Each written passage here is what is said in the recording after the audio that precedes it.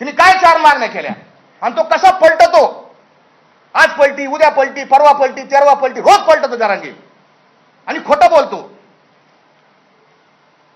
जरांगेवर काय विश्वास ठेवला समाजाने की जरांगे पारदर्शक आहे. कोणतीही मिटिंग कॅमेऱ्यासमोर करतो, मंत्री येऊन द्या घोडा लावतो, त्याला घोडा लाव, याला घोडा लाव, याला बोल, त्याला आमदाराला बोल, शिव्या घाल. समाजाने प्रेम केलं, कारण कसं आहे, मराठा समाजाला खरं बोललेलं आवडतं आणि तोंडावर बोललेलं आवडतं.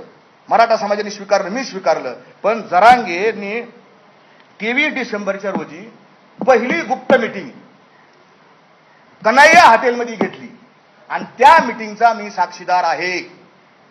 त्या बंद खोलीमध्ये आपल्या चॅनलच्या माध्यमाची अशी काच होती, काचेच्या बाहेर कॅमेरे लावले होते. जरांगे आमच्याशी बोलत होते, माझी कॅमेऱ्याकडे पाठ आहे. मी तुम्हाला पहिल्यांदा सांगितलं की मी त्या मिटिंगचा प्रतिनिधी आहे, आतला साक्षीदार आहे. जरांगे आत एक बोलले आणि कॅमेऱ्यासमोर बाहेर जाऊन दुसरंच बोलले. मला माहिती आहे काय बोलले, मी योग्य वेळी ते जाहीर करेन. दुसरी गुप्त मिटिंग आणि त्या दिवशी काय ठरलं होतं, 23 डिसेंबरची हे होतं आणि 25 तारखेला मुंबईला निघायचं होतं. सगळ्यांच्या साक्षी निघायचं होतं. जरांगेंनी सभेत काय घोषणा केली, 20 जानेवारीला. कोणी कोणाला विचारून 20 तारीख दिली, काय संबंध 20 तारीख द्यायचा.